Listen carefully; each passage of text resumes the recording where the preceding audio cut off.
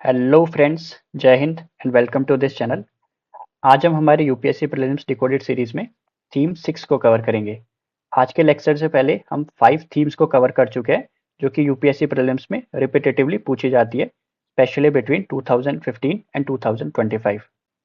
तो हमारी आज की थीम है RBI and monetary policy, specially RBI, it's establishment and it's functions and the dynamic aspect of monetary policy. ठीक है, तो इसको हम कॉम्प्रिहेंसिवली कवर करेंगे, थ्योरी के साथ साथ सभी पीवाईक्यूज भी देखेंगे। और ये लेक्चर एक तरीके से एक रैपिड रिवीजन होगा, ताकि जितने भी इंपॉर्टेंट फैक्ट्स हैं RBI and monetary policy related वो एक बार आप गो थ्रू कर ले। अगर हम इससे रिलेटेड पीवाईक्यूज को देखें तो 2015 से लेकर 2025 के बीच 23 क्वेश्चंस पूछे गए हैं RBI and it's functions and monetary policy से रिलेटेड। जो पीवाईक्यूज का मेजर फोकस रहा है वो आरबीआई के रोल पे रहा है, both in inflation control and foreign exchange management. Inflation control यानी अगर इन्फ्लेशन बहुत ज़्यादा बढ़ गया है तो आरबीआई ओपन मार्केट ऑपरेशंस में गवर्नमेंट सिक्योरिटीज बाय करेगा कि सेल करेगा, या फिर रेपो रेट को बढ़ाएगा कि कम करेगा। तो इन्फ्लेशन कंट्रोल में आरबीआई कैसे रोल प्ले करता है उससे रिलेटेड पीवाईक्यूज पूछे गए। सेकेंडली, फॉरेन एक्सचेंज मैनेजमेंट के लिए, ताकि जो हमारी करेंसी है वो बाकी इंटरनेशनल करेंसीज के मुकाबले बहुत ज़्यादा कम या बहुत ज़्यादा ना हो जाए, उसमें आरबीआई का क्या रोल रहता है। तो कॉन्सेप्चुअल क्वेश्चंस पूछे गए इन दोनों रोल से। साथ ही ऑर्गेनाइजेशनल स्ट्रक्चर ऑफ आरबीआई से रिलेटेड भी पीवाईक्यूज पूछे गए हैं, specially with related to appointments of governor and deputy governor and its committees like monetary policy committee. ठीक है, तो इन सभी टॉपिक्स को, इन्हीं टॉपिक्स को और साथ में अदर रिलेवेंट टॉपिक्स को हम कॉम्प्रिहेंसिवली कवर करेंगे आज के इस लेक्चर में। तो हम स्टार्ट करते हैं with the establishment and legal framework for the RBI.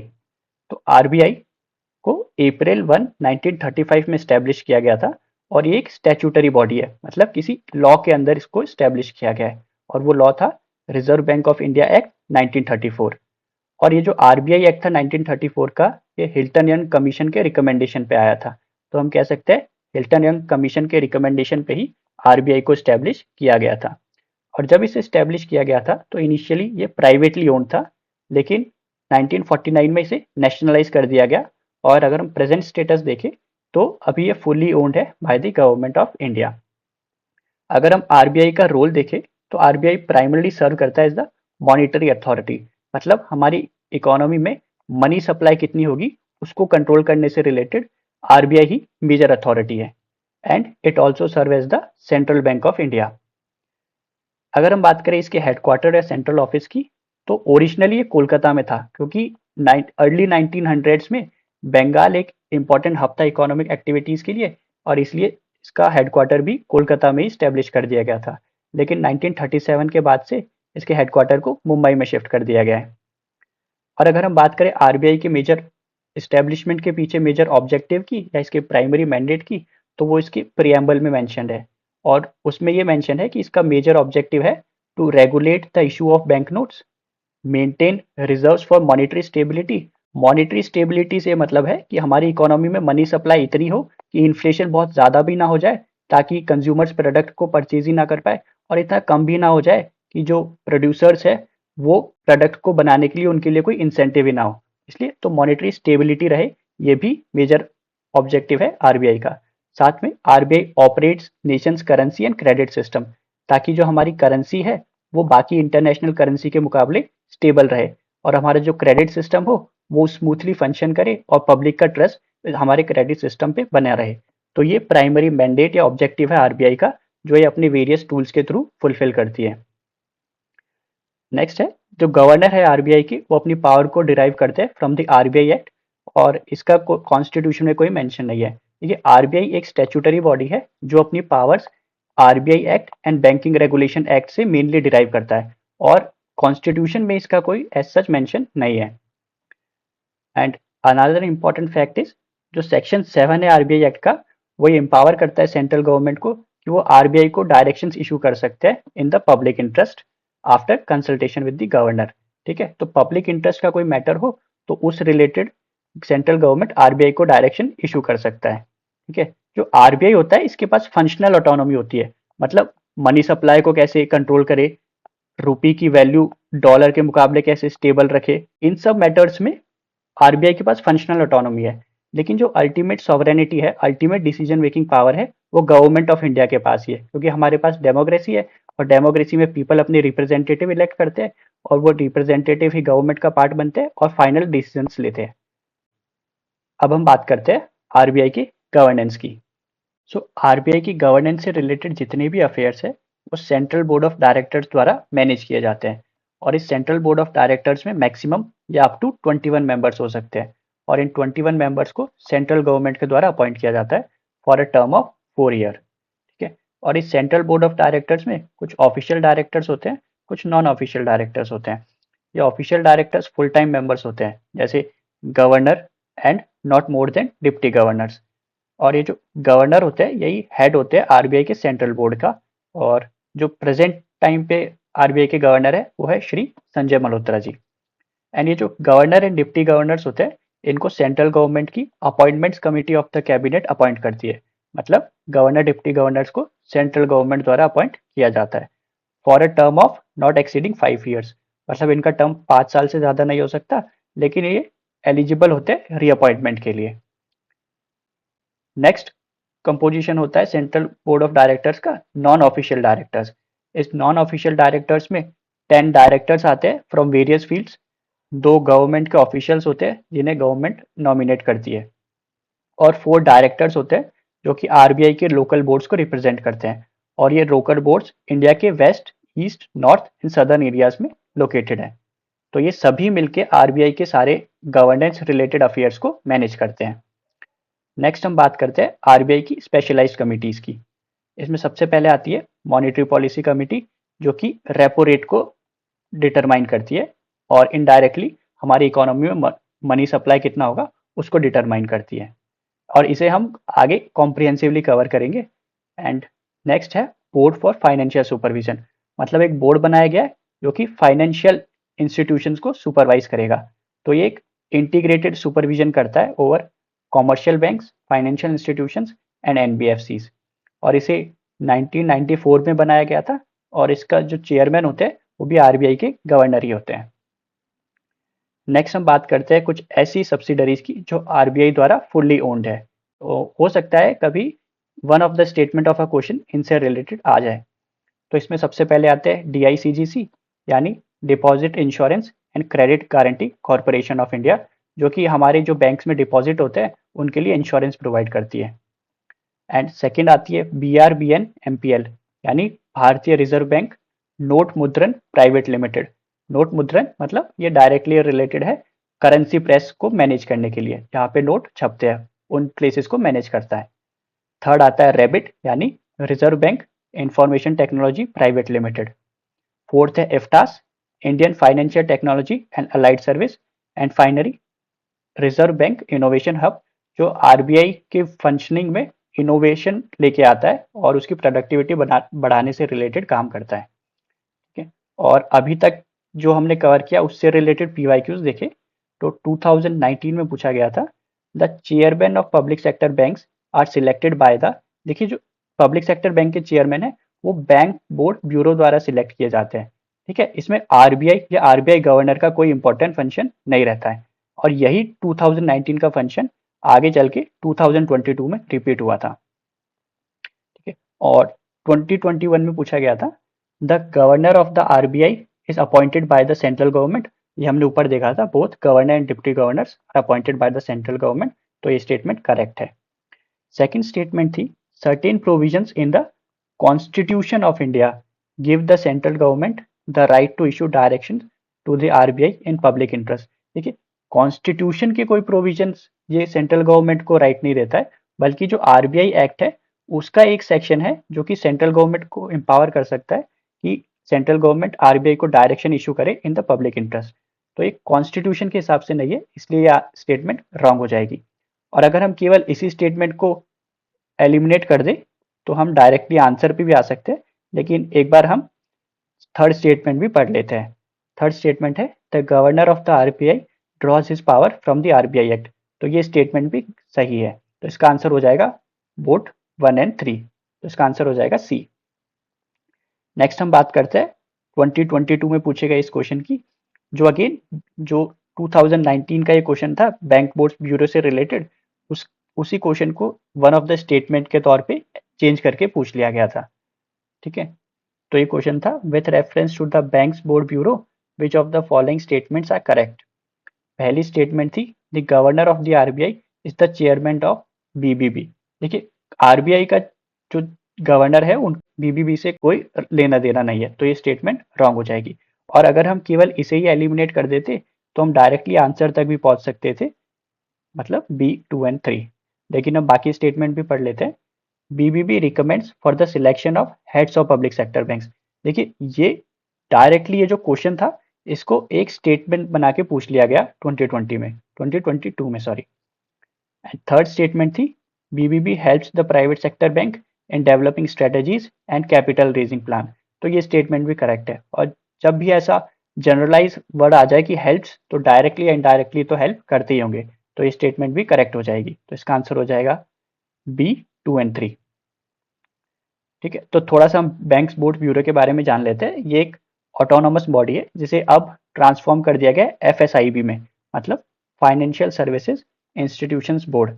ठीक है, तो पहले बीबीबी था, अब इसको एफएसआईबी बना दिया गया है। ठीक है, और ये रिकमेंड करता है selection of heads for public sector banks और उनके कैपिटल रेजिंग प्लान में उनकी मदद करता है। ठीक है, तो ये ध्यान रखिएगा, आरबीआई के गवर्नर जो है वो इसके चेयरमैन नहीं होते, उनका कोई बीबीबी से कोई डायरेक्ट लिंकेज नहीं है।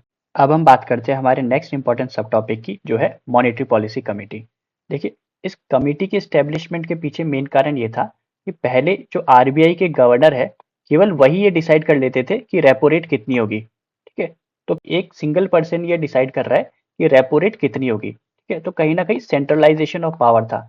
और इसी सेंट्रलाइजेशन ऑफ पावर में थोड़ा डिसेंट्रलाइजेशन लाने के लिए एक इंडिविजुअल अथॉरिटी को चेंज कर दिया गया एक 6 मेंबर कमेटी द्वारा, ताकि डाइवर्स पर्सपेक्टिव आ सके और एक कमिटी बेस्ड डिसीजन पे हम अराइव हो सके कि रेपो रेट कितनी रहनी चाहिए।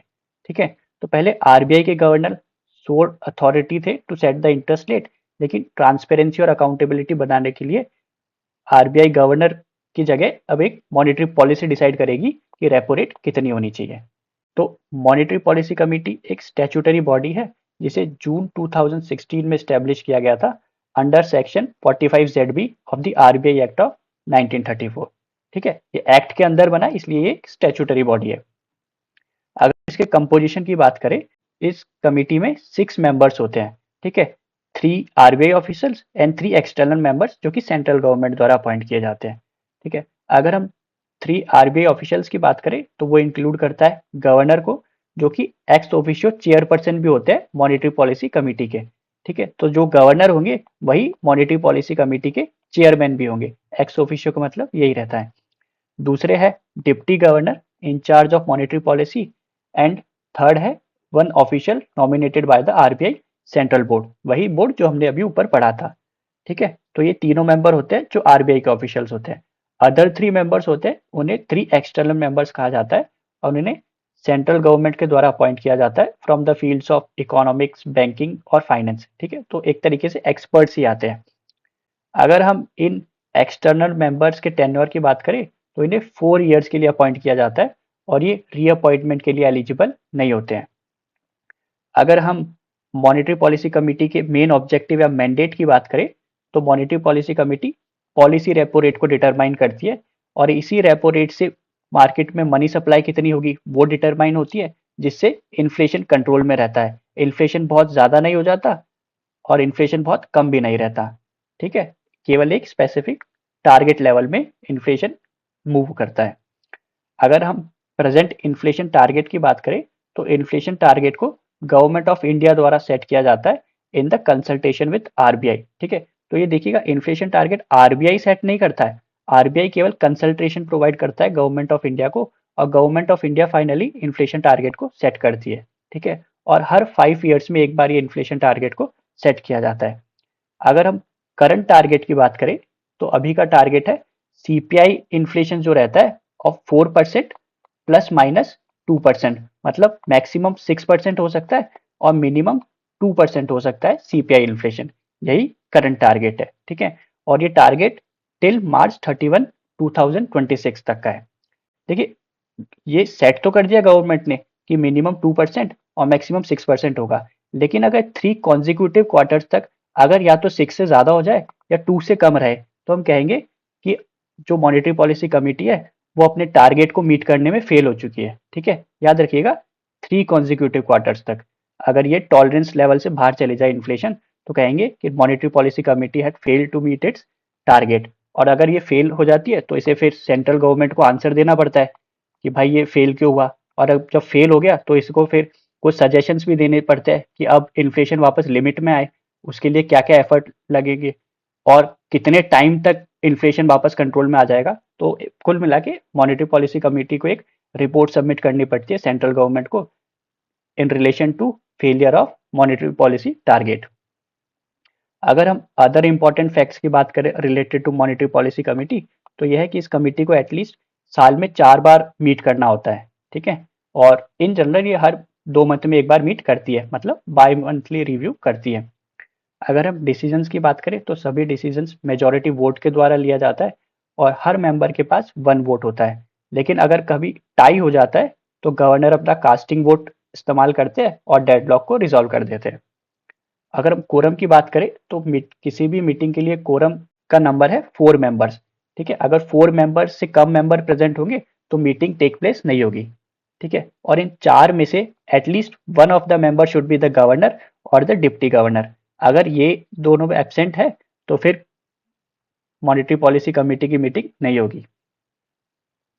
और अगर हम इसके लेटेस्ट बाई मंथली रिव्यू की बात करें जो कि फरवरी 2026 में हुआ था, तो मॉनेटरी पॉलिसी कमेटी ने डिसाइड किया था कि जो पॉलिसी रेपो रेट रहेगी वो अनचेंज्ड है 5.25% पे। पहले भी ये थी, अभी भी इतनी है। ठीक है, और स्टांस की बात करें तो मॉनेटरी पॉलिसी कमेटी का न्यूट्रल पॉलिसी स्टांस है, मतलब आने वाले समय में पॉलिसी रेट को बढ़ाया भी जा सकता है और कम भी किया जा सकता है as per the evolving situations. ठीक है, तो एक तरीके की फ्लेक्सिबिलिटी है नेक्स्ट बाई मंथली रिव्यू तक। यहाँ पे जानने की एक इम्पॉर्टेंट बात यह है कि एक लिक्विडिटी एडजस्टमेंट फैसिलिटी कॉरिडोर होता है। ठीक है, जो रेपो रेट से सिमेट्रिक होता है, मतलब जितनी रेपो रेट है उससे कुछ बेसिस पॉइंट ऐड कर देंगे तो हमारी अपर बाउंड आ जाएगा जिसे मार्जिनल स्टैंडिंग फैसिलिटी कहते हैं। और उतने ही बेसिस पॉइंट को अगर हम कम कर देंगे तो हमारा लोअर बाउंड आ जाएगा जिसे हम स्टैंडिंग डिपॉजिट फैसिलिटी कहते हैं। ठीक है, तो अगर रेपो रेट 5.25% पे है तो जो सीलिंग होगी वो 5.5% पे रहेगी और उस सीलिंग को कहते हैं मार्जिनल स्टैंडिंग फैसिलिटी। और अगर रेपो रेट 5.25% पे है तो जो फ्लोर होगा या फिर लोअर बाउंड होगा वो रहेगा 5% पे और इसे ही कहते हैं स्टैंडिंग डिपॉजिट फैसिलिटी।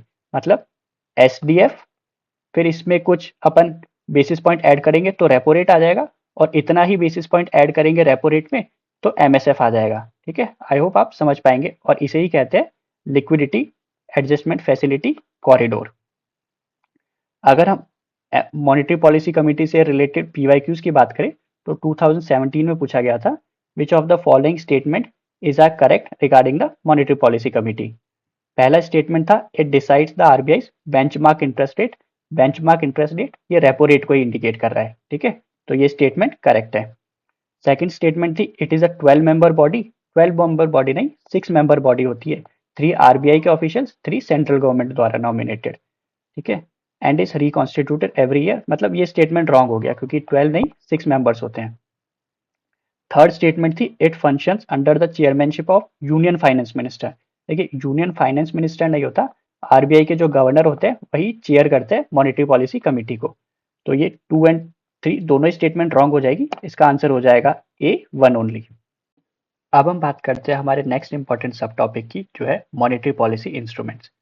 बेसिकली ये क्या होता है, ये वो टूल्स होते हैं जिनके थ्रू आरबीआई मनी सप्लाई को रेगुलेट करता है या फिर इन्फ्लेशन को कंट्रोल करता है। ठीक है, तो इन टूल की मदद से ही आरबीआई अपने ऑब्जेक्टिव्स को पूरा करता है। और इन मॉनेटरी पॉलिसी इंस्ट्रूमेंट को 2 कैटेगरी में कैटेगराइज किया जाता है, क्वांटिटेटिव एंड क्वालिटेटिव मेजर्स। ठीक है, क्वांटिटेटिव इंस्ट्रूमेंट्स वो होते हैं जो जनरल टूल्स होते हैं। जनरल टूल्स मतलब किसी पर्टिकुलर सेक्टर को ये टारगेट नहीं करते बल्कि इकोनॉमी में ओवरऑल मनी की जो वॉल्यूम है उसको बढ़ा देते हैं। ठीक है, या उसको कम कर देते हैं। तो these tool affect the overall volume of money and credit in the economy. ठीक है, पूरी इकोनॉमी को इफेक्ट करते हैं, किसी एक पर्टिकुलर सेक्टर या स्पेसिफिक सेक्टर को टारगेट नहीं करते हैं। इसमें सबसे पहले आता है रेपो रेट। ठीक है, जो कि बेंचमार्क इंटरेस्ट रेट होती है और मॉनेटरी पॉलिसी कमेटी द्वारा डिसाइड की जाती है। ठीक है, रेपो रेट क्या रहती है? ये वो रेट होती है जिसपे आरबीआई बैंक्स को शॉर्ट टर्म मनी देता है। ठीक है, जैसे आरबीआई बैंक्स को शॉर्ट टर्म के लिए पैसा देगा और बैंक्स क्या करेगी, आरबीआई के पास government securities as a collateral जमा करा देगी। ठीक है, तो जिस रेट पे आरबीआई बैंक्स को पैसा देता है उसी कहते हैं रेपो रेट। ठीक है, और बैंक गवर्नमेंट सिक्योरिटीज को एज अ कोलेटरल डिपॉजिट कर देती है। ठीक है, और जब भी रेपो रेट को इंक्रीज किया जाएगा, ठीक है, तो वो एक कॉन्ट्रैक्शनरी इम्पैक्ट होगा उसका। ठीक है, बेसिकली क्या हो रहा है कि जब आरबीआई जो इस रेट पे बैंक को पैसा दे रही है, अगर वो रेट बढ़ेगी तो बैंक फर्दर जो अपने कस्टमर्स को लोन देगी वो रेट भी तो बढ़ेगा, क्योंकि बैंक के लिए भी तो सोर्स ऑफ मनी का कॉस्ट बढ़ गया है। ठीक है, आई होप आपको समझ में आया होगा। ठीक है, तो जब भी रेपो रेट इंक्रीज होती है तो उसका एक कॉन्ट्रैक्शनरी इम्पैक्ट होता है, क्योंकि बैंक के लिए भी बोरोइंग एक्सपेंसिव हो जाती है, और अगर बैंक के लिए एक्सपेंसिव हो गई है तो उनके कस्टमर्स पे भी वो कैरी फॉरवर्ड हो जाती है। ठीक है, सो मनी सप्लाई कम हो जाती है, क्योंकि जब बोरोइंग एक्सपेंसिव हो गई है तो फिर इंटरेस्ट रेट बढ़ जाएगी लोन्स पे, और अगर इंटरेस्ट रेट बढ़ जाएगी तो कहीं ना कहीं लोन्स के लिए डिमांड भी कम हो जाएगी, और डिमांड कम हो जाएगी तो मनी सप्लाई कम हो जाएगी। ठीक है, नेक्स्ट आता है reverse repo rate. Reverse repo rate क्या रहता है? वो रेट होती है जिसपे बैंक अपना एक्सेस मनी आरबीआई में डिपॉजिट कर सकते हैं, और आरबीआई क्या करता है, गवर्नमेंट सिक्योरिटीज को एज अ कोलेटरल इन बैंक्स को दे देता है। ठीक है, so reverse repo rate is the rate at which RBI absorbs liquidity from the banks against government securities. ठीक है, आरबीआई बैंक से पैसा ले लेता है और गवर्नमेंट सिक्योरिटीज डिपॉजिट कर देता है, और जब भी रिवर्स रेपो रेट बढ़ती है तो उसका अगेन एक कॉन्ट्रैक्शनरी इम्पैक्ट होता है, क्योंकि अगर बैंक को आरबीआई को पैसा देने पे ज्यादा रेट मिल रही है तो फिर बैंक अपने कस्टमर्स को क्यों देगा? ठीक है, उसका यहीं पे फायदा हो रहा है, और आरबीआई तो डिफॉल्ट भी नहीं करेगा। ठीक है, तो कहीं ना कहीं बैंक के पास वो लिक्विडिटी कम हो जाती है जो वो अपने कस्टमर्स को दे सके। इसलिए रेपो रेट बढ़ने पे भी कॉन्ट्रैक्शनरी इम्पैक्ट होता है, जिससे मनी सप्लाई डिक्रीज हो जाती है। ठीक है, लेकिन जब से एसडीएफ या फिर स्टैंडिंग डिपॉजिट फैसिलिटीज को लाया गया है, तब से रिवर्स रेपो रेट का यूज काफी कम हो गया है। ठीक है, अभी स्टैंडिंग डिपॉजिट फैसिलिटी क्या है? स्टैंडिंग डिपॉजिट फैसिलिटी वो रेट होती है जिसपे आरबीआई ओवरनाइट लिक्विडिटी को एक्सेप्ट करता है from the banks without collateral. मतलब जब बैंक्स आरबीआई को अपनी एक्सेस लिक्विडिटी देते हैं और आरबीआई बैंक्स को कोलेटरल देता है, तब इसे रिवर्स रेपो रेट कहते हैं।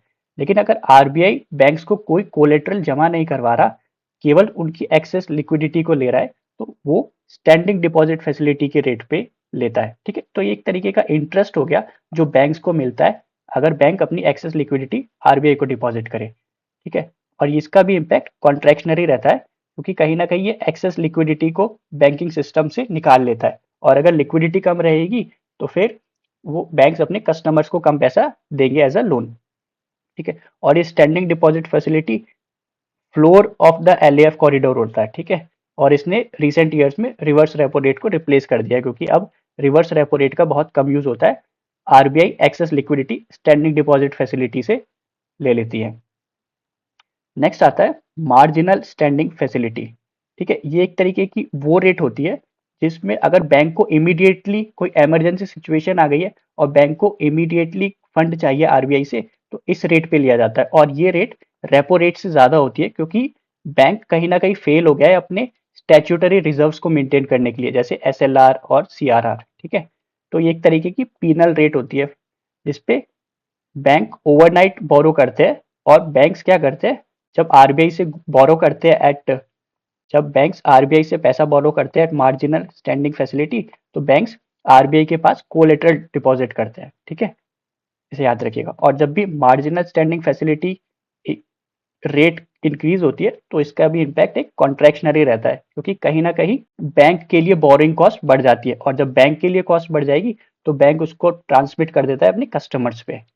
ठीक है, और ये मार्जिनल स्टैंडिंग फैसिलिटी ये एक सीलिंग सीलिंग के तौर पे काम करती है of the liquidity adjustment facility corridor. Next आता है बैंक रेट।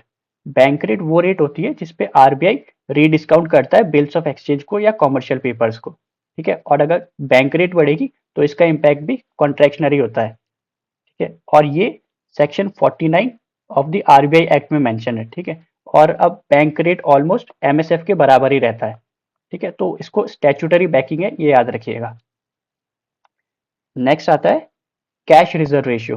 ठीक है, cash reserve ratio is the percentage of net demand and time deposit जो बैंक को आरबीआई के पास रखनी पड़ती है इन कैश। ठीक है, मतलब अपने net demand and time deposit का कुछ परसेंट आरबीआई बैंक्स को आरबीआई के पास रखना होता है इन कैश, और उसी रेट को कहते हैं कैश रिजर्व रेशियो। ठीक है, और अगर कैश रिजर्व रेशियो बढ़ जाएगा तो बैंक्स को ज़्यादा पैसा आरबीआई के पास रखना पड़ेगा, और अगर ज़्यादा पैसा बैंक को आरबीआई के पास रखना पड़ेगा तो अपने कस्टमर को कम पैसा दे पाएंगे। ठीक है, तो इसका भी कहीं ना कहीं कॉन्ट्रैक्शनरी इम्पैक्ट होता है, जिससे मनी सप्लाई कम हो जाती है, because it reduces the funds available for the banks to lend. ठीक है, और ये आरबीआई एक्ट 1934 के अंदर मैंडेट किया गया है, और बैंक को कोई इंटरेस्ट नहीं मिलता जब वो सीआरआर के तहत पैसा आरबीआई में डिपॉजिट करते हैं। ठीक है, तो याद रखिएगा banks earn no interest on this reserves. Next आता है स्टैट्यूटरी लिक्विडिटी रेशियो। ठीक है, it is the percentage of net demand and time deposit जो कि banks must hold in liquid assets जैसे गोल्ड, कैश या गवर्नमेंट सिक्योरिटीज। ठीक है, तो इन लिक्विड असेट्स में अपने एनडीटीएल का कुछ परसेंटेज बैंक्स को होल्ड करना पड़ता है, और अगर एसएलआर बढ़ जाता है तो कहीं ना कहीं बैंक के पास जो फंड होता है जो वो अपने कस्टमर को दे पाए वो भी कम हो जाता है। ठीक है, इसलिए इसका भी कॉन्ट्रैक्शनरी इम्पैक्ट होता है, because SLR increases the portion of funds locked in the safe and liquid assets. ठीक है, मान लीजिए बैंक के पास इतना फंड था लेकिन इतना सीआरआर में चले गया, इतना एसएलआर में चले गया, तो बैंक के पास बहुत कम फंड बचा। अगर अब फंड कम बचा है तो बैंक को ज्यादा इंटरेस्ट रेट चार्ज करनी पड़ेगी फ्रॉम द कस्टमर्स। ठीक है, और statutory liquidity ratio banking regulation act of 1949 के अंदर मैंडेट किया गया है, और unlike CRR SLR is held by the banks themself. CRR में जो पैसा रहता है बैंक्स को आरबीआई में डिपॉजिट करना होता है, लेकिन एसएलआर में लिक्विड असेट्स में बैंक को खुद के पास ही रखना पड़ता है। नेक्स्ट आता है ओपन मार्केट ऑपरेशंस या ओएमओस। ओएमओस में क्या कहता है, आरबीआई परचेज करता है या सेल करता है गवर्नमेंट सिक्योरिटीज की फ्रॉम द ओपन मार्केट। ठीक है, जिससे क्या रहता है, मॉनिटरी स्टेबिलिटी मेंटेन रहती है, और ये दोनों हो सकती है, कॉन्ट्रैक्शनरी भी हो सकता है और एक्सपेंशनरी भी हो सकता है। कॉन्ट्रैक्शनरी होगा अगर आरबीआई गवर्नमेंट सिक्योरिटीज को सेल कर देगा और बदले में जितनी भी मनी की अमाउंट है मार्केट में उसको सख्त कर लेगा। ठीक है, तो अगर हमारी इकोनॉमी में अब मनी की सप्लाई कम हो गई, ये इन्फ्लेशन को भी कम करेगा। लेकिन वही अगर आरबीआई गवर्नमेंट सिक्योरिटीज को परचेज करता है तो इससे हमारी इकोनॉमी में मनी पंप हो जाता है, इससे इन्फ्लेशन बढ़ सकता है। ठीक है, तो जब भी आरबीआई गवर्नमेंट सिक्योरिटीज को परचेज करेगा तो वो एक एक्सपेंशनरी इम्पैक्ट होगा, लेकिन आरबीआई जब भी गवर्नमेंट सिक्योरिटीज को बाय करेगा तो उसका कॉन्ट्रैक्शनरी इम्पैक्ट होगा। नेक्स्ट हम बात करते हैं कुछ की टर्म्स की, जैसे है ऑपरेशन ट्विस्ट। ऑपरेशन ट्विस्ट क्या था, एक स्पेशलाइज्ड ओपन मार्केट ऑपरेशन था जिसमें आरबीआई ने लॉन्ग टर्म बॉन्ड्स को बाय किया और शॉर्ट टर्म बॉन्ड्स को सेल किया, और ये दोनों साइमल्टेनियसली किया, जिससे क्या हुआ, जो लॉन्ग टर्म इंटरेस्ट रेट थी वो कम हो गई, और लॉन्ग टर्म इंटरेस्ट रेट कम हो गई तो ऐसे प्रोजेक्ट जिनको कंप्लीट होने में बहुत टाइम लगता है जैसे इंफ्रास्ट्रक्चरल प्रोजेक्ट, उनके लिए फंड को ला पाना ईजी हो गया because long term interest rate कम हो गई। सेकंड था जीसैप यानी गवर्नमेंट सिक्योरिटी एक्विजिशन प्रोग्राम। इसमें क्या रहता है कि आरबीआई पहले से ही एक शेड्यूल दे देता है कि वो ओपन मार्केट ऑपरेशंस के थ्रू कब कब गवर्नमेंट सिक्योरिटीज को परचेज करेगा। ठीक है, इससे क्या रहता है कि बॉन्ड यील्ड्स होती है वो मैनेज हो जाती है हमारी इकोनॉमी में। एक की टर्म आता है स्टरलाइजेशन। स्टरलाइजेशन का मतलब होता है कि जब भी फॉरेन एक्सचेंज आने के कारण, फॉरेन से फंडिंग आने के कारण हमारी इकोनॉमी में मनी सप्लाई बढ़ जाती है, तो आरबीआई क्या करता है, इस एक्सेस मनी सप्लाई को सक कर लेता है और उसको स्टरलाइज कर देता है जो भी एक्सटर्नल फंडिंग आई थी। ठीक है, so it is a specific intervention where RBI uses open market operations to neutralize the impact of large foreign exchange inflows on the domestic money supply and inflation। ठीक है, तो जो फॉरेन से पैसा आ रहा है, फॉरेन से इन्फ्लोज आ रहा है, उसका हमारे इकोनॉमी में नेगेटिव इम्पैक्ट ना पड़े, और वो जो एक्स्ट्रा अमाउंट आया है उसको आरबीआई सख कर लेता है टू कंट्रोल द इन्फ्लेशन, उसे ही स्टेरलाइजेशन कहते हैं। नेक्स्ट इंपॉर्टेंट कीवर्ड है लॉन्ग टर्म रेपो ऑपरेशंस, एलटीआरओ या फिर targeted long term repo operations. इसमें क्या रहता है कि आरबीआई रेपो रेट पे लॉन्ग टर्म फंड देता है। लॉन्ग टर्म का मतलब 1 to 3 ईयर्स के लिए। ठीक है, often targeting specific sectors to ensure better transmission of monetary policy. In general क्या रहता है, रेपो रेट पे शॉर्ट टर्म के लिए लोन दिया जाता है, लेकिन जब रेपो रेट पे लॉन्ग टर्म के लिए लोन दिया जाता है तो उसे कहते हैं long term repo rate operation. तो अब हम आगे बढ़ते हैं और कवर करते हैं हमारा नेक्स्ट इंपॉर्टेंट सब टॉपिक जो है क्वालिटेटिव इंस्ट्रूमेंट्स। देखिए, जहाँ पे क्वांटिटेटिव इंस्ट्रूमेंट्स पूरी की पूरी इकोनॉमी में मनी सप्लाई को कम या ज़्यादा करने के लिए यूज़ किए जाते हैं, क्वालिटेटिव इंस्ट्रूमेंट्स वो टूल्स होते हैं जो इकोनॉमी के पर्टिकुलर सेक्टर में मनी सप्लाई या लोन्स को कम या ज़्यादा करने के लिए यूज़ किए जाते हैं। ठीक है, तो क्वालिटेटिव इंस्ट्रूमेंट्स क्या होते हैं, ये सेक्टर स्पेसिफिक होते हैं, जैसे housing sector, agriculture sector, industry sector. ठीक है, तो पर्टिकुलर सेक्टर को जब टारगेट करती है आरबीआई थ्रू मॉनेटरी पॉलिसी, तो वो क्वालिटेटिव इंस्ट्रूमेंट टूल्स के थ्रू करती है। ठीक है, so these are the selective tools which are used by the central banks to direct credit toward particular economic sectors. ठीक है, जैसे housing sector, agriculture sector etcetera. तो इसमें अगर हम बात करें तो सबसे पहले आता है मार्जिन रिक्वायरमेंट्स। ठीक है, फॉर एग्जांपल मान लीजिए हमारे पास एक लैंड है, लैंड का एक पार्ट है जिसकी वैल्यू है 1 CR, और इस लैंड को हम बैंक को एज अ कोलेटरल रख के एक लोन अमाउंट लेना चाहते हैं। ठीक है, तो अगर लैंड की वैल्यू 1 CR है तो बैंक जो होगा हमें 1 CR का लोन नहीं देगा, बैंक हमें 80 लाख का लोन देगा या 90 लाख का लोन देगा। ठीक है, तो ये जो गैप होगा 20 या 10 लाख का, इसे ही कहते हैं हम मार्जिन। ठीक है, और अगर ये मार्जिन की वैल्यू कम या ज्यादा हो जाएगी तो उस पर्टिकुलर सेक्टर में जो लोन जा रहा है उसको हम इन्फ्लुएंस कर पाएंगे। ठीक है, तो ये बेसिकली यूज किया जाता है to control the speculative lending, और it is the difference between the market value of collateral, जैसे हमारे केस में लैंड की वैल्यू 1 CR थी, and the maximum loan amount जो कि बैंक देगा, फॉर एग्जाम्पल 80 या 90 लाख हमारे केस में जो हमने एग्जाम्पल लिया। सेकंड आता है मॉरल सुविजन। मॉरल सुविजन में क्या होता है, जो आरबीआई के गवर्नर होते हैं वो इनफॉर्मली परसुएड करने की कोशिश करते हैं बैंक्स के मेन डिसीजन मेकर्स को। ठीक है, ताकि जो बैंक्स की पॉलिसी है वो अलाइन कर जाए with the policy and objective of the RBI. Third आता है क्रेडिट रेशनिंग। ये नाम से ही क्लियर है कि पर्टिकुलर सेक्टर में जो टोटल क्रेडिट जा रहा है या फिर लोन जा रहा है उसको कंट्रोल करने के लिए जो टूल्स यूज किए जाते हैं उसको क्रेडिट रेशनिंग कहा जाता है। ठीक है, फॉर एग्जाम्पल अगर आरबीआई ये कह दे कि हाउसिंग सेक्टर में मैक्सिमम इतना लोन जाएगा, मान लीजिए 1000 करोड़ का ही लोन जाएगा। ठीक है, और इस सीलिंग को अगर कम या ज्यादा किया जाए तो हाउसिंग सेक्टर में जितना लोन जा रहा है उसको कंट्रोल किया जा सकता है। एंड क्रेडिट रेशनिंग का मतलब रहता है setting ceilings on the total amount of loans और स्पेसिफिक कैटेगरीज ऑफ एडवांसेस। ठीक है, ताकि उस पर्टिकुलर सेक्टर में लोन कम या ज्यादा कंट्रोल किया जा सके। नेक्स्ट आता है कंज्यूमर क्रेडिट रेगुलेशन। इसमें क्या रहता है, RBI minimum down payment amount को या मैक्सिमम रीपेमेंट पीरियड्स को कम या ज्यादा करती रहती है ताकि जो ड्यूरेबल्स की डिमांड है उसको मैनेज किया जा सके। एंड फाइनली आता है डायरेक्ट एक्शन। इसमें क्या करता है, आरबीआई पेनाल्टीज इंपोज करता है बैंक्स पे अगर बैंक फेल हो जाते हैं अपनी स्टैट्यूटरी रिक्वायरमेंट को मेंटेन करने के लिए, या फिर आरबीआई ने कोई डायरेक्शन दिया था उस डायरेक्शन के अकॉर्डिंग बैंक ने काम नहीं किया तो आरबीआई डायरेक्ट एक्शन ले सकता है in the form of penalties, चाहे वो एडमिनिस्ट्रेटिव फॉर्म की हो या फिर मॉनिटरी पेनाल्टी हो। ठीक है, तो ये सभी फीचर्स थे क्वालिटेटिव इंस्ट्रूमेंट्स के जो आरबीआई यूज करता है to control the money supply in particular sector. तो अब हम आगे बढ़ते हैं एंड कवर करते हैं मॉनेटरी पॉलिसी इंस्ट्रूमेंट से पूछे गए पीवाईक्यूज को। तो 2014 में पूछा गया था, if the interest rate is decreased in an economy it will. देखिए, अगर इंटरेस्ट रेट को डिक्रीज कर दिया गया है तो ये एक्सपेंशनरी मॉनेटरी पॉलिसी का पार्ट होगा, जिससे मनी सप्लाई बढ़ जाएगी, और मनी सप्लाई अगर लोगों के पास जाएगा तो डिस्पोजेबल इनकम बढ़ जाएगी या फिर डिमांड बढ़ जाएगी, और डिमांड बढ़ जाएगी, सप्लाई सेम रहेगी तो इन्फ्लेशन भी बढ़ जाएगा। और अगर जब लोगों के हाथ में पैसा ज्यादा जा रहा है तो लोग या तो उसको इन्वेस्ट कर देंगे या फिर कंजम्पशन को बढ़ा देंगे। ठीक है, तो अगर हम ऑप्शन देखें तो इसका आंसर था C, it will lead to increase in the investment expenditure in the economy, क्योंकि लोगों के पास डिस्पोजेबल इनकम ज्यादा हो गई है और उस इनकम को वो इन्वेस्टमेंट के तौर पे कहीं लगा देंगे। एंड नेक्स्ट 2014 में ही पूछा गया था, in the context of Indian economy which of the following is are purpose या purposes of the statutory reserve requirements. Statutory reserve requirement like CRR या एसएलआर, क्योंकि ये हमने देखा था ये दोनों ही किसी ना किसी एक्ट में मेंशन है, इसलिए इन्हें स्टैट्यूटरी रिजर्व रिक्वायरमेंट कहते हैं। और इस रिक्वायरमेंट के तौर पे करता क्या है ना, जैसे मान लीजिए ये टोटल अमाउंट है जो बैंक के पास है, इतना सीआरआर के लिए रिजर्व कर दिया, इतना एसएलआर के लिए रिजर्व कर दिया, तो बैंक के पास केवल इतना ही अमाउंट बचा है जिसको वो एज अ लोन दे सकता है। अगर इस एसएलआर सीआरआर को कम कर दिया जाए तो बैंक के पास ये जो अमाउंट है ये बढ़ जाएगा, और अगर अमाउंट बढ़ जाएगा तो बैंक फिर लोअर इंटरेस्ट रेट भी चार्ज कर सकता है to maintain the same profit levels.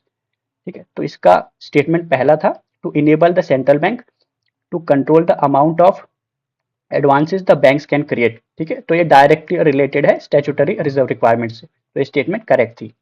Second statement थी to make the people's deposit with banks safe and liquid. ठीक है, ये कोई ऑब्जेक्टिव नहीं है स्टैट्यूटरी रिजर्व रिक्वायरमेंट का, तो ये स्टेटमेंट रॉन्ग थी। थर्ड था to prevent the commercial banks from making excessive profit. ठीक है, आरबीआई प्रॉफिट बनाने से मना नहीं करता है, आरबीआई बस यही कहता है कि मेरी गाइडलाइंस और जो जो भी लॉ में मेंशन है उसको प्रॉपर्ली फॉलो कीजिए, फिर आप चाहे जितना प्रॉफिट कमा लीजिए, तो ये स्टेटमेंट भी रॉन्ग हो जाएगी।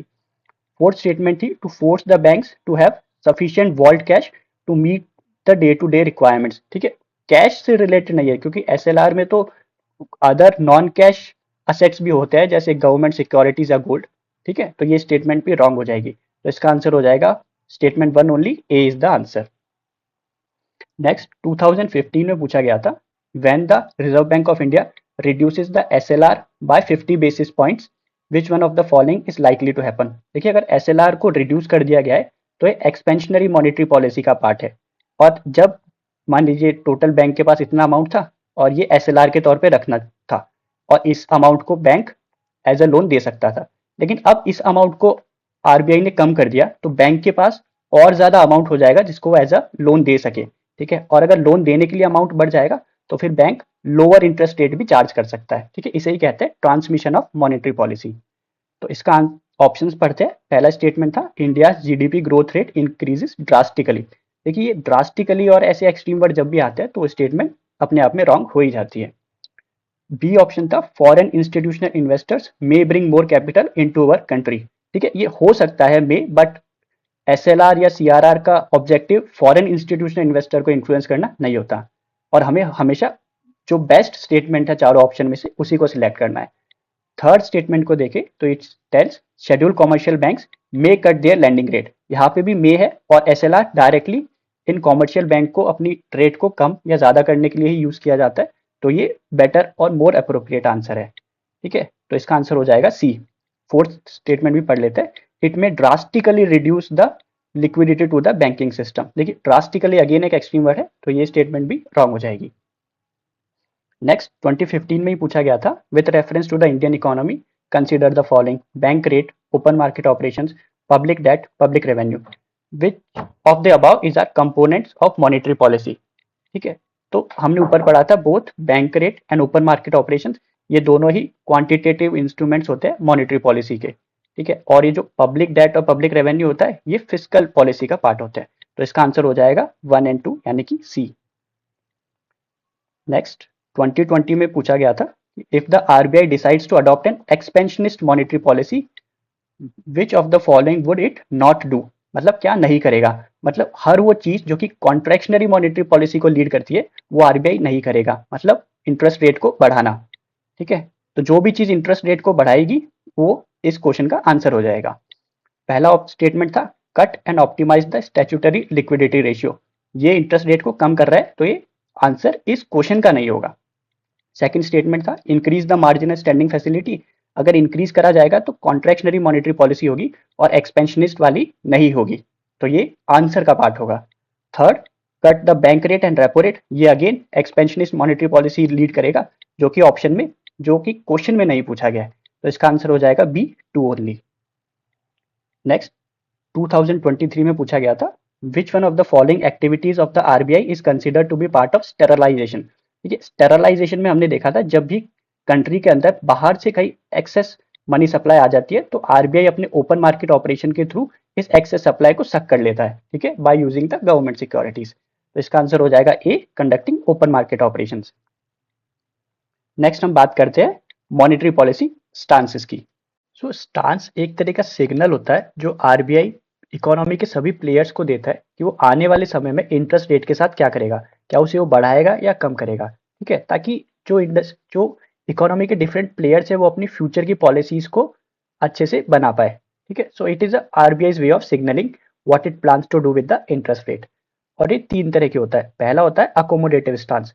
अकोमोडेटिव स्टांस का मतलब होता है कि आने वाले समय में आरबीआई इंटरेस्ट रेट को कम करेगा, और ये इसका मेन कारण रहता है कि आरबीआई चाहता है कि इकोनॉमी में मनी सप्लाई बढ़े और जो इकोनॉमी में तेजी आए, ताकि जो स्लो डाउन के चांसेस है वो कम हो जाए, या फिर स्लो डाउन चल रहा है तो इकोनॉमी में तेजी आ जाए।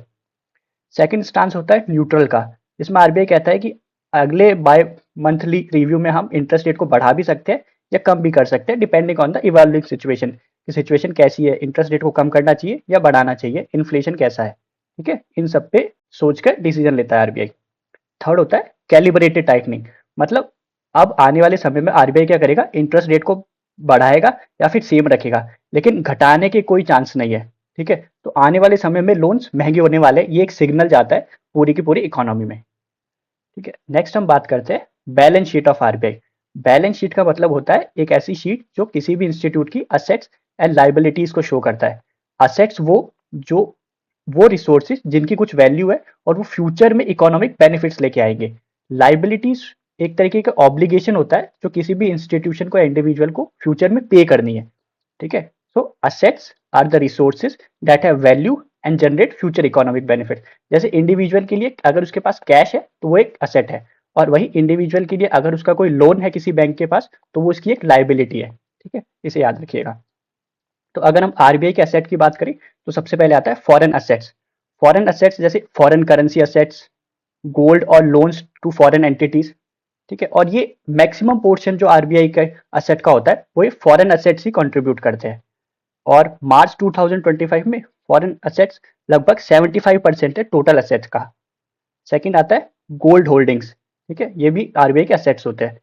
एंड फाइनेंशियल ईयर 2025 में ये हाईएस्ट हो गया 880 मेट्रिक टन्स के पास।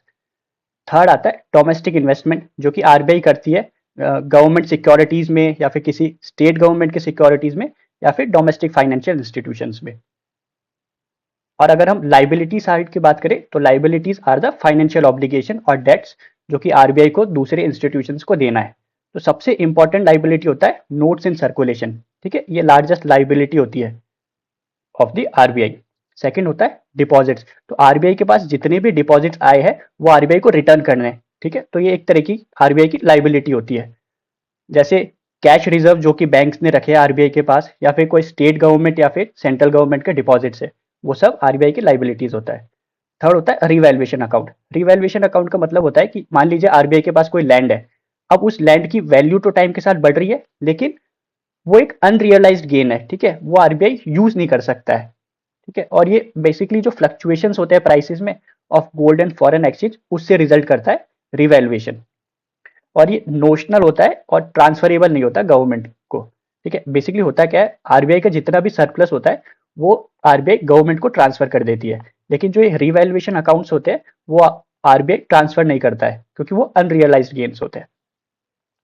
एंड नेक्स्ट आता है रिजर्व्स एंड सरप्लस। जितने भी आरबीआई के पास होते हैं वो लाइबिलिटीज का पार्ट बनते हैं, जैसे कंटिजेंसी रिस्क बफर। ये आरबीआई को एक सेपरेट मेंटेन करके चलना होता है, और इसको वो इन्वेस्ट नहीं कर सकते, और इन्वेस्ट नहीं करेंगे तो कोई रिटर्न नहीं मिलेगा, इसलिए लाइबिलिटी का पार्ट होता है। और बिमल जलान कमेटी 2019 में थी, इन्होंने रिकमेंड किया था कि आरबीआई को जितना भी सरप्लस होगा वो गवर्नमेंट को ट्रांसफर कर देना चाहिए। ठीक है, तो बिमल जलान कमेटी ने कहा था आरबीआई को कि एक कंटिजेंट रिस्क बफर मेंटेन करो जो कि अराउंड 5.5 या 6.5% हो बैलेंस शीट का, और जो भी पीछे सरप्लस बचता है वो गवर्नमेंट को ट्रांसफर कर दो। और इसी को फॉलो करते हुए फाइनेंशियल ईयर 2024-25 में आरबीआई ने एक रिकॉर्ड सरप्लस ट्रांसफर किया था गवर्नमेंट ऑफ इंडिया को, जो था 2.68 लाख करोड़। तो asset and liability of RBI जानने के बाद अब हम मूव करते हैं sources of income and expenditure of RBI. ठीक है, वैसे तो देखिए आरबीआई का प्राइमरी ऑब्जेक्टिव प्रॉफिट मेकिंग नहीं है, वो बस मॉनेटरी मार्केट को रेगुलेट करता है, और उस रेगुलेशन के प्रोसेस में जो उनकी इनकम या एक्सपेंडिचर हो जाता है वही रहता है, और वो प्रॉफिट मोटिव से काम नहीं करते हैं। लेकिन जो कॉमर्शियल बैंक्स होते हैं वो प्रॉफिट मोटिव से काम करते हैं। ठीक है, so unlike commercial bank, RBI का प्राइमरी ऑब्जेक्टिव प्रॉफिट मेकिंग नहीं है। ठीक है, लेकिन फिर भी सिग्निफिकेंट इनकम हो जाती है through its role as a monetary authority और मैनेजर ऑफ फॉरेन एक्सचेंज। मतलब जब वो मॉनेटरी पॉलिसी को डिसाइड करता है या ऑपरेट करता है या फिर फॉरेन एक्सचेंज को मैनेज करता है, तो इस प्रोसेस में कुछ इनकम या एक्सपेंडिचर हो जाता है। आरबीआई डायरेक्टली इनकम कमाने के लिए काम नहीं करता है। अगर हम मेजर सोर्सेज ऑफ इनकम की बात करें तो पहला आता है return on foreign currency assets. RBI के पास जितनी भी फॉरेन करेंसी असेट्स है उस पे टाइम के साथ कुछ रिटर्न आता रहता है, और ये रिटर्न जो होता है लार्जेस्ट पोर्शन होता है आरबीआई की इनकम का। जैसे मान लीजिए आरबीआई के पास कोई फॉरेन सिक्योरिटीज है, यूएस गवर्नमेंट की कोई सिक्योरिटीज है, तो उस पर क्या इंटरेस्ट आता रहेगा, तो वो पार्ट बनता है return on foreign currency asset का। सेकंड होता है इंटरेस्ट ऑन डोमेस्टिक असेट, जैसे आरबीआई के पास किसी रुपी डिनोमिनेटेड गवर्नमेंट बॉन्ड्स है, जैसे जीसैक है सेंट्रल गवर्नमेंट के या फिर स्टेट गवर्नमेंट के, या फिर आरबीआई ने कोई लोन दिया है किसी सेंट्रल या स्टेट गवर्नमेंट को, तो उस पर जो इंटरेस्ट आएगा वो आरबीआई का एक सोर्स ऑफ इनकम बनेगा। थर्ड आता है interest on lending to banks. RBI जितनी भी बैंक्स को लैंडिंग देता है तो उस पर एक इंटरेस्ट अर्न करता है थ्रू लिक्विडिटी एडजस्टमेंट फैसिलिटी, तो वो भी आरबीआई का एक सोर्स ऑफ इनकम है। नेक्स्ट होता है मैनेजमेंट कमीशन। आरबीआई क्या करता है, पब्लिक डेट और बोरिंग को मैनेज करता है, और सेंट्रल गवर्नमेंट स्टेट गवर्नमेंट, और इस मैनेजमेंट के प्रोसेस में कुछ एक कमीशन अर्न करता है, और वो भी आरबीआई का एक सोर्स ऑफ इनकम है। अगर हम मेजर सोर्स ऑफ एक्सपेंडिचर की बात करें तो most important source of expenditure है प्रिंटिंग ऑफ करेंसी, और RBI production, security, distribution of bank notes and coins में क्या करता है, इस पूरे प्रोसेस में उसका जो एक्सपेंडिचर होता है वो एक मेजर सोर्स होता है एक्सपेंडिचर का। ठीक है, तो याद रखिएगा printing of currency is an expenditure of RBI. Second होता है आरबीआई अपने ऑपरेशन के लिए जो पर्सनल्स यूज करता है या ह्यूमन रिसोर्स यूज करता है, उनको सैलरी, पेंशन या एडमिनिस्ट्रेटिव कॉस्ट देना, ये भी एक सोर्स ऑफ एक्सपेंडिचर है आरबीआई का। थर्ड है मॉनेटरी मैनेजमेंट कॉस्ट। ठीक है, जब भी आरबीआई अपने मॉनेटरी पॉलिसी का यूज करता है टू कंट्रोल द इन्फ्लेशन, और उस प्रोसेस में क्या रहता है कि आरबीआई को कई बार बैंक्स को इंटरेस्ट भी देना पड़ जाता है, तो वो भी एक सोर्स ऑफ एक्सपेंडिचर बन जाता है आरबीआई का। अगर हम पीवाईक्यूज की बात करें तो 2025 में पूछा गया था which of the following are the sources of income for the RBI. तो पहला स्टेटमेंट था buying and selling of government bonds, हाँ ये एक सोर्स है रेवेन्यू का फॉर द आरबीआई। सेकंड था buying and selling of foreign currency, हाँ ये भी एक सोर्स है क्योंकि डोमेस्टिक असेट्स और फॉरेन असेट्स दोनों होते हैं आरबीआई के पास, और आरबीआई इन दोनों से ही इंटरेस्ट रिसीव करता है। थर्ड आप पेंशन फंड मैनेजमेंट, देखिए पेंशन से रिलेटेड जितना भी काम है ना वो पीएफआरडीए का है। ठीक है, तो आरबीआई का उसमें कोई रोल नहीं है, तो थर्ड हमारे आंसर का पार्ट नहीं होगा। फोर्थ है lending to private companies. RBI private companies को लैंड नहीं करता है, आरबीआई केवल बैंक्स को लैंड करता है। ठीक है, तो ये भी नहीं होगा, 3 और 4 will not be the part of answer. Fifth था printing and distributing currency notes. ठीक है, तो ये भी एक सोर्स ऑफ इनकम हो सकता है, क्योंकि मान लीजिए जो नोट है वो उसकी प्रिंटिंग कॉस्ट 100 है, लेकिन जो नोट है वो 1000 का है, तो आरबीआई के पास ये 900 सरप्लस हो जाएगा। लेकिन कई बार अगर प्रिंटिंग की कॉस्ट ज़्यादा हो जाती है than the face value of the note, तो वो आरबीआई का लॉस भी हो जाएगा। ठीक है, तो ये भी एक सोर्स ऑफ इनकम हो सकता है, तो इसका आंसर हो जाएगा डी 1, 2 एंड 5। अब हम मूव करते हैं आज के लेक्चर के मोस्ट इंपॉर्टेंट सब टॉपिक की, जो है core functions of the RBI. इस टॉपिक से गुड नंबर ऑफ पीवाईक्यूज पूछे गए हैं। जितने भी आरबीआई के फंक्शंस हैं लगभग सभी फंक्शन से एक क्वेश्चन तो डेफिनेटली पूछा ही गया है। ठीक है, और जितने भी आरबीआई के फंक्शंस है वो मेनली आरबीआई दो एक्ट से डिराइव करता है। पहला है आरबीआई एक्ट 1934, दूसरा है बैंकिंग रेगुलेशन एक्ट 1949। और आरबीआई का जो मेन फंक्शन है वो यही है कि स्मूथ ऑपरेशन होता रहे नेशन की इकोनॉमी का। ठीक है, ताकि इन्फ्लेशन एक सेट बैंड में रहे और हमारी इकोनॉमी में स्टेबिलिटी बनी रहे। तो पहला फंक्शन है आरबीआई का, it act as the monetary authority. Monetary authority का मतलब ये है कि ये मनी सप्लाई को रेगुलेट करता है और मनी सप्लाई से ही इन्फ्लेशन को भी कंट्रोल करता है। ठीक है, तो आरबीआई का काम है to formulate and implement monetary policy जिससे प्राइस स्टेबिलिटी बनी रहे। और आरबीआई अपने मॉनिटरी अथॉरिटी के रोल के लिए यूज करता है क्वांटिटेटिव टूल्स जैसे कि repo rate, reverse repo rate, SLR, CRR. ठीक है, एंड ओपन मार्केट ऑपरेशंस, जिससे वो मनी सप्लाई को रेगुलेट करता है और इंटरेस्ट रेट को इन्फ्लुएंस करता है। And one of the main mandate of RBI is to curb inflation. देखिए जब भी हमारी इकोनॉमी में इन्फ्लेशन बढ़ता है तो आरबीआई कॉन्ट्रैक्शनरी मॉनेटरी पॉलिसी का यूज करती है ताकि मनी सप्लाई कम हो जाए, और मनी सप्लाई कम हो जाएगी तो डिमांड कम हो जाती है, और डिमांड कम हो जाती है तो इन्फ्लेशन भी कम हो जाता है। और इसके लिए आरबीआई यूज करता है रेपो रेट जैसे इंस्ट्रूमेंट्स, ताकि अगर इंटरेस्ट रेट बढ़ा दी जाएगी तो बोरोइंग महंगी हो जाएगी, और बोरोइंग महंगी हो जाएगी तो डिमांड कम हो जाएगी, और डिमांड कम हो जाएगी तो इन्फ्लेशन भी कम हो जाएगा। ठीक है, तो जब भी इन्फ्लेशन ज़्यादा होता है तो आरबीआई एक कॉन्ट्रैक्शनरी स्टांस या कॉन्ट्रैक्शनरी मॉनेटरी पॉलिसी का यूज करता है, जैसे रेपो रेट को बढ़ा देना ताकि बोरोइंग एक्सपेंसिव हो जाए। अगर हम मॉनेटरी अथॉरिटी के रोल पे पूछे गए पीवाईक्यूज की बात करें तो 2015 में पूछा गया था with reference to inflation in India which of the following statements is correct. तो स्टेटमेंट 8 था controlling the inflation in India is the responsibility of government of India only, नहीं गवर्नमेंट के साथ साथ आरबीआई की भी रिस्पॉन्सिबिलिटी है।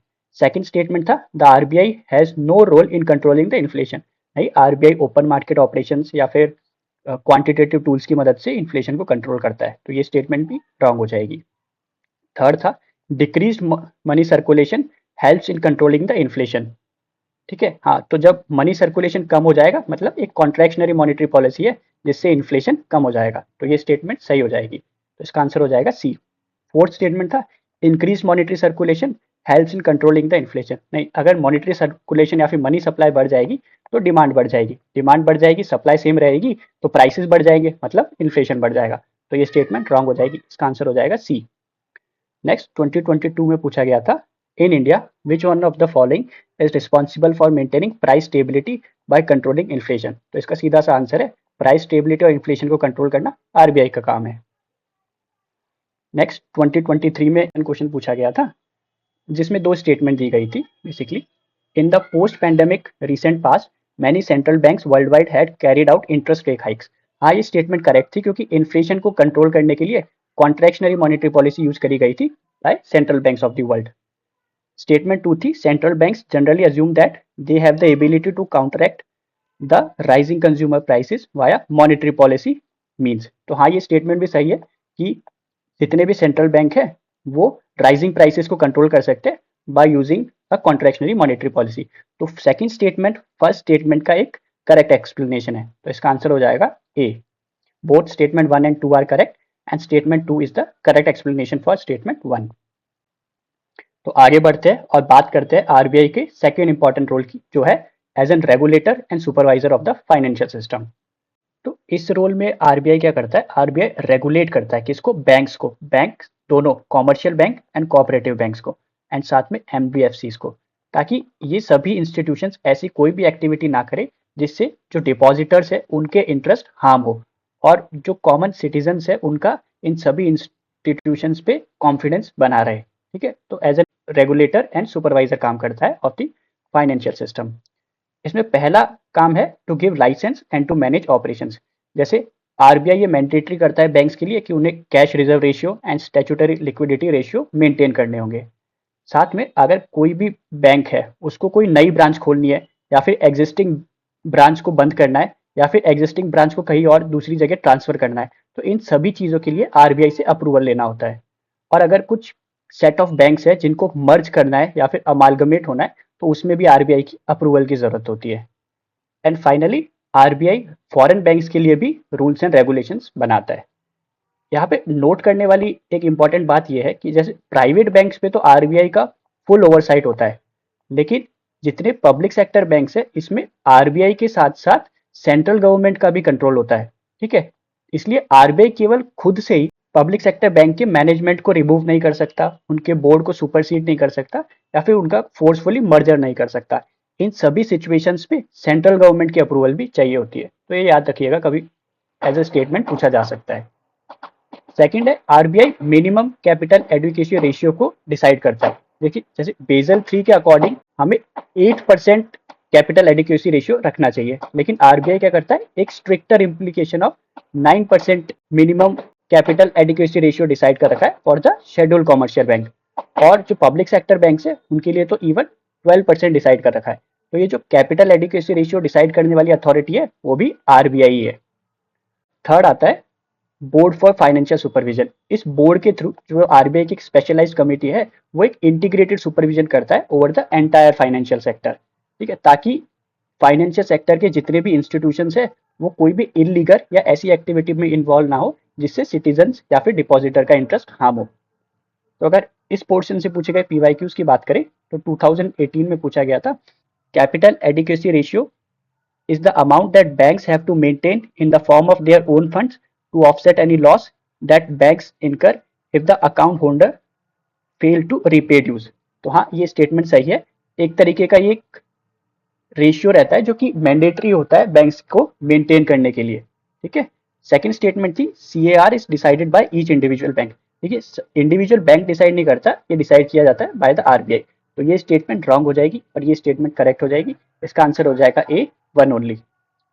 नेक्स्ट 2024 में पूछा गया था with reference to the rules imposed by the RBI while treating foreign banks consider the following statements। पहला स्टेटमेंट था there is no minimum capital requirement for the wholly own banking subsidiaries in India. देखिए, no एक extreme word है, और जो ये Holi own banking subsidiaries होती है इनके लिए एक मिनिमम कैपिटल रिक्वायरमेंट है। ठीक है, जैसे initial minimum paid up voting equity capital must be 5 billion. ठीक है, तो ये नो मिनिमम नहीं है, 5 बिलियन है। सेकंड स्टेटमेंट थी, for wholly owned banking subsidiaries in India at least 50% of the board member should be Indian national. तो ये स्टेटमेंट करेक्ट है, क्योंकि at least 50% of the board member must be Indian nationals या फिर एनआरआई या पीआईओज होने चाहिए। साथ में 1/3 of the total director must be Indian national residents in India. ठीक है, तो ये स्टेटमेंट करेक्ट है, ये रॉन्ग है, क्योंकि मिनिमम कैपिटल रिक्वायरमेंट है 5 बिलियन रुपीज की। तो इसका आंसर हो जाएगा ए, 1 ओनली। तो अब हम आगे बढ़ते हैं और कवर करते हैं next important function of RBI, वो है manager of foreign exchange. RBI हमारे फॉरेन एक्सचेंज को मैनेज करता है। ठीक है, और आरबीआई कस्टोडियन होता है हमारे फॉरेन एक्सचेंज रिजर्व का। और आरबीआई इंश्योर करता है जो हमारा करेंसी है रूपी, इसकी बाकी इंटरनेशनल करेंसी के मुकाबले वैल्यू स्टेबल रहे, उसे कहते हैं एक्सटर्नल स्टेबिलिटी ऑफ रूपी। तो ये भी जिम्मेदारी है आरबीआई की। तो अगर हम बात करें फॉरेन एक्सचेंज के मैनेजर के तौर पे, तो आरबीआई का पहला फंक्शन होता है कि वो it manages foreign exchange management act. ठीक है, इसको वो मैनेज करता है ताकि एक्सटर्नल ट्रेड भी होती रहे, लेकिन साथ में हमारे रुपये की स्टेबिलिटी भी बनी रहे। ठीक है, तो फॉरेन एक्सचेंज मैनेजमेंट एक्ट को मैनेजमेंट का रोल भी आरबीआई प्ले करता है। सेकंड होता है आरबीआई टाइम टाइम पे मार्केट में इंटरवीन करता है, फॉरेन एक्सचेंज मार्केट में, ताकि वो रुपये की जो वैल्यू है उसको रेगुलेट कर पाए। जैसे एक्सचेंज रेट वोलेटिलिटी ना हो हमारी इकोनॉमी में, उसके लिए भी आरबीआई मार्केट में इंटरवीन करता है। अगर मान लीजिए रुपये की जो वैल्यू है वो रैपिडली डेप्रिशिएट कर रही है, मतलब डॉलर जो हो रहा है रुपये के मुकाबले स्ट्रांग हो रहा है, तो आरबीआई क्या करेगा, मार्केट में डॉलर की अमाउंट और बढ़ा देगा, जिससे रुपये स्ट्रांग हो जाएगा। ठीक है, तो आरबीआई यही कोशिश करता है कि रुपये की वैल्यू एक लिमिट से कम भी ना हो। अगर एक लिमिट से कम हो जाएगी तो फिर हमारा इंपोर्ट बिल बढ़ जाएगा, और अगर एक लिमिट से ज़्यादा हो जाएगी तो हमारा जो जितना भी एक्सपोर्ट हम करते हैं वो महंगा हो जाएगा, हमारे प्रोडक्ट कॉम्पिटिटिवनेस खो देंगे। थर्ड रोल है आरबीआई का, it is management of foreign exchange reserve. RBI हमारे फॉरेन एक्सचेंज रिजर्व को मैनेज करता है। और अगर हम फॉरेन रिजर्व की बात करें तो जनवरी 30, 2026 में हमारा फॉरेन रिजर्व टोटल हो गया था $723 बिलियन, जो कि हिस्टोरिक हाई है, जिससे हम 11 मंथ्स का इंपोर्ट कवर कर सकते हैं। तो रफली अभी हमारे इकोनॉमी में हम 11 मंथ्स का इंपोर्ट कवर लेके चल रहे हैं। और इस फॉरेन एक्सचेंज रिजर्व में क्या क्या इंक्लूड होता है, वो है foreign currency assets, gold, special drawing rights and reserve tranche position, जो कि आईएमएफ के पास होता है। ठीक है, तो ये हमारे फॉरेन एक्सचेंज रिजर्व का पार्ट बनते हैं। अगर हम पीवाईक्यूज की बात करें तो 2022 में पूछा गया था, with reference to the Indian economy consider the following statement. Statement 1 थी, if the inflation is too high, reserve bank of India is likely to buy government securities. देखिए, इन्फ्लेशन बहुत ज़्यादा है, इसका मतलब मनी सप्लाई को कम करना पड़ेगा। मनी सप्लाई को कम करना पड़ेगा तो मनी को इकोनॉमी से सक करना पड़ेगा, और गवर्नमेंट सिक्योरिटीज को इकोनॉमी में पुट करना पड़ेगा। तो आरबीआई बाय नहीं करेगी, आरबीआई सेल करेगी गवर्नमेंट सिक्योरिटीज को, इसलिए ये स्टेटमेंट रॉन्ग हो जाएगी। सेकंड स्टेटमेंट थी, if the rupee is rapidly depreciating, RBI is likely to sell dollars in the market. वही है, अगर रुपी की वैल्यू बहुत गिर रही है तो मार्केट में डॉलर का अमाउंट बढ़ा दिया जाएगा बाय द आरबीआई, ताकि रुपी की वैल्यू एप्रिशिएट कर जाए थोड़ी सी। तो ये स्टेटमेंट करेक्ट है।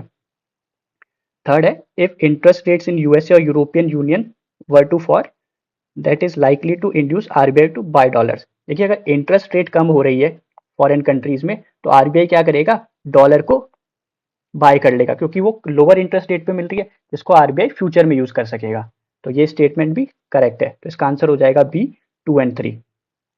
नेक्स्ट 2019 में पूछा गया था, which one of the following is not the most likely measure the government और the RBI takes to stop the slide of Indian rupee. मतलब इंडियन इंडियन करेंसी जो है उसकी वैल्यू कम ना हो, इसके लिए आरबीआई या गवर्नमेंट से कौन सा स्टेप नहीं लेगी।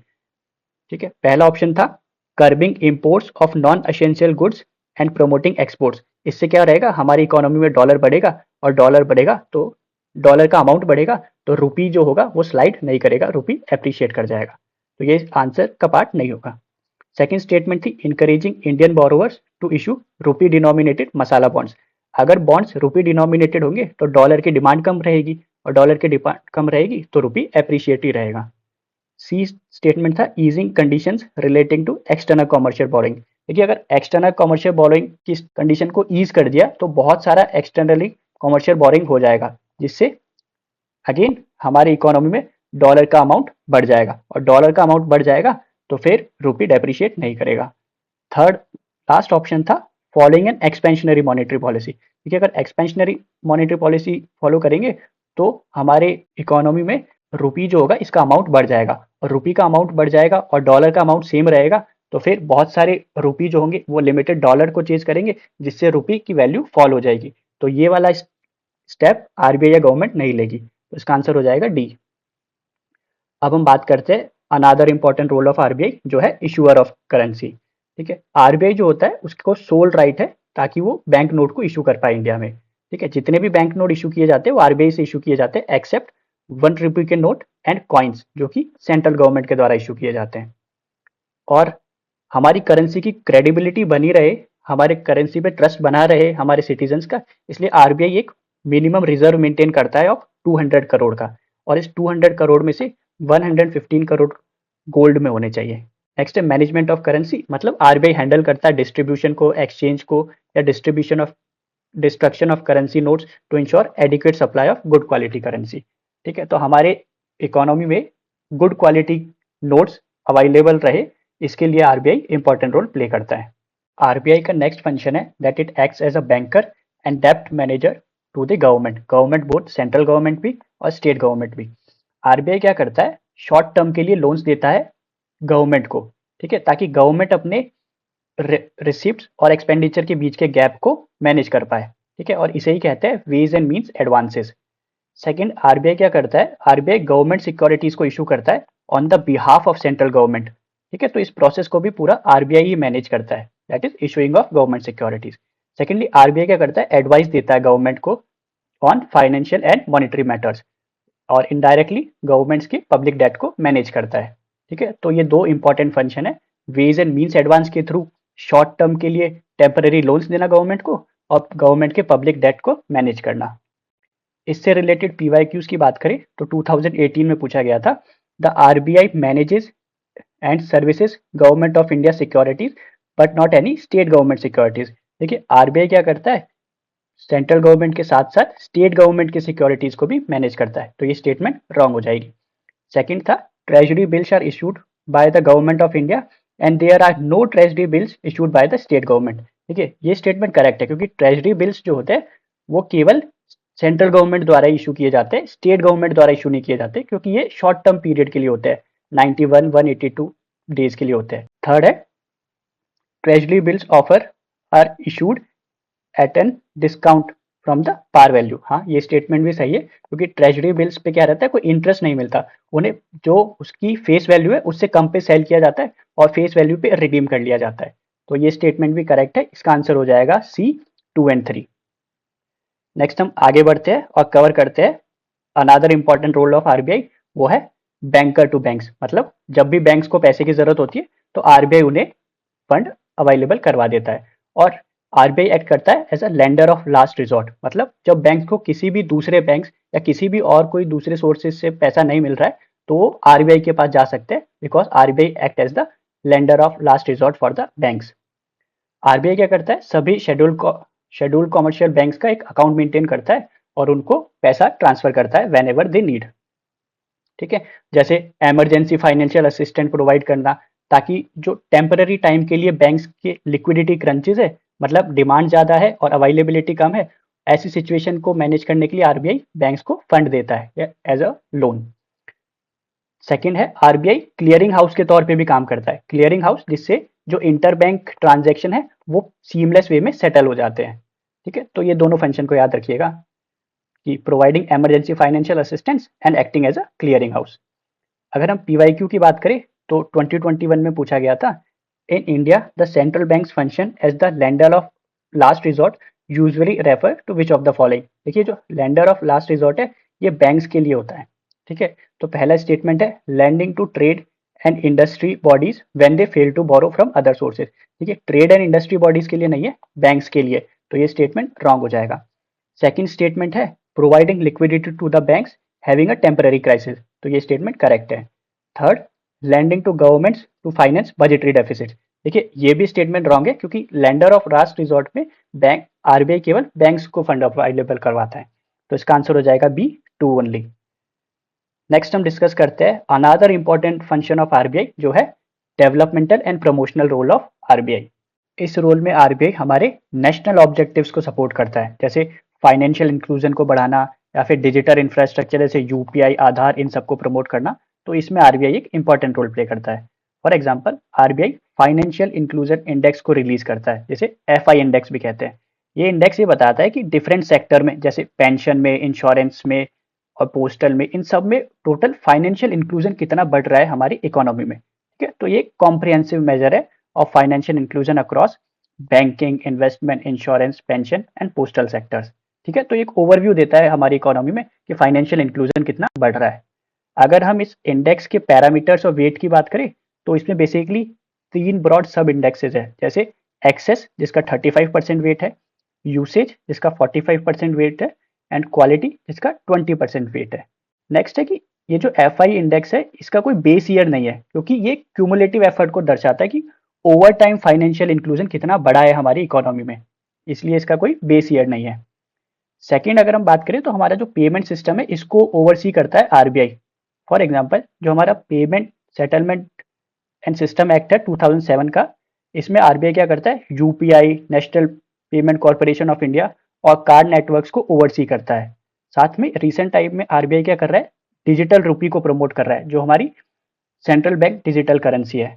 ठीक है, तो इसको पायलट बेसिस पे आरबीआई यूज कर रहा है, और अगर ये इफेक्टिवली वर्क करता है तो इसको ब्रॉड स्केल पर भी यूज किया जा सकता है। थर्ड है आरबीआई रेगुलेटरी सैंडबॉक्स का एक प्लेटफॉर्म अवेलेबल करवाता है नए स्टार्टअप्स को, नई फिनटेक फर्म्स को, ताकि वो अपने प्रोडक्ट्स को टेस्ट कर पाए, और अगर इस टेस्ट करने के बाद रिजल्ट्स पॉजिटिव आए हैं तो इसको फिर ब्रॉड स्केल पर हमारी इकोनॉमी में अडॉप्ट किया जा सकता है। ठीक है, तो ये तीनों रोल है, और ये तीन बेसिकली कुछ एग्जांपल्स है जो आरबीआई डेवलपमेंटल प्रमोशनल रोल के तौर पे एक्ट करता है। एंड अगर आप अभी तक हमारे इस लेक्चर में बने हुए हो तो मैं आपको एक की टिप देना चाहूँगा जो आपको एक क्वेश्चन या 2 क्वेश्चन सॉल्व करने में इंपॉर्टेंट रोल प्ले कर सकता है। यूपीएससी क्या करता है, कई बार जो सेबी, नाबार्ड या अदर बैंक्स के रोल है उन रोल को as a role of RBI present करता है अपनी स्टेटमेंट में। तो जब भी आपको कोई स्टेटमेंट मिले that RBI does X Y Z, तो हमेशा सोचिएगा कि आरबीआई की जगह कोई और रेगुलेटरी बॉडी आ सकती है, जैसे सेबी, नाबार्ड या फिर एडा। ठीक है, तो कई बार यूपीएससी ये ट्रिक खेलता है। फॉर एग्जाम्पल 2025 के इस क्वेश्चन में कि that RBI mandates all the listed companies in India to submit a business responsibility and sustainability report. ठीक है, देखिए लिस्टेड कंपनी से डील करने वाली बात ये सब कैपिटल मार्केट की है, और इसमें सेबी का रोल होता है। तो यहाँ पे यूपीएससी ने क्या किया, सेबी के रोल को एज अ आरबीआई का रोल दिखा दिया गया। ठीक है, क्योंकि देखिए सेबी क्या करता है, कैपिटल या सिक्योरिटी मार्केट को रेगुलेट करता है, आरबीआई मॉनेटरी मार्केट को रेगुलेट करता है। तो ये केवल अगर फैक्ट आपको पता हो तो आप कई बार सोच सकते हैं कि क्या किसी और रेगुलेटरी की जगह आरबीआई को तो मेंशन नहीं कर दिया गया। इस थॉट को भी एक बार आप सभी क्वेश्चन में ध्यान रखिएगा। नेक्स्ट 2022 में भी यूपीएससी ने क्या किया था, एक स्टेटमेंट दी थी, in India credit rating agencies are regulated by the RBI. यहाँ भी सेबी की जगह यूपीएससी ने आरबीआई का यूज किया था। तो हमेशा रिलेवेंट रेगुलेटरी बॉडीज के बारे में सोचिएगा। तो ये स्टेटमेंट भी अगर अपन एलिमिनेट कर दे तो अपन डायरेक्ट आंसर तक पहुंच सकते थे। सिमिलरली पहले भी आरबीआई ने 2021 में क्या किया था, ये स्टेटमेंट दी थी जिसमें ये मेंशन था, the central depository services limited is jointly promoted by the RBI and Bombay stock exchange. Again देखिए ये सब कुछ कैपिटल मार्केट से रिलेटेड है, तो इसमें आरबीआई का कोई मेजर रोल नहीं होगा, इसलिए आरबीआई को रिप्लेस कर दिया गया था। और इसका करेक्ट आंसर था कि that CDSL is promoted by BSE with many other banks like SBI, HDFC. तो अदर बैंक्स की एक्टिविटीज को, अदर रेगुलेटरी बॉडीज की एक्टिविटीज को UPSC as an activity of RBI दिखाती है, और अगर हम उस स्टेटमेंट को एलिमिनेट कर दे तो मेजॉरिटी ऑफ द केसेस में हम आंसर तक पहुंच सकते हैं। ठीक है, तो ये था हमारा आज का एक कॉम्प्रिहेंसिव लेक्चर जिसमें हमने आरबीआई और मॉनेटरी पॉलिसी को कॉम्प्रिहेंसिवली कवर किया, बोथ पीवाईक्यूज एंड थ्योरी के द्वारा।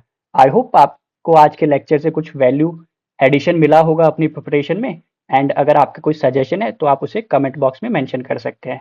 एंड एट लास्ट आपका टाइम देने के लिए बहुत बहुत थैंक यू।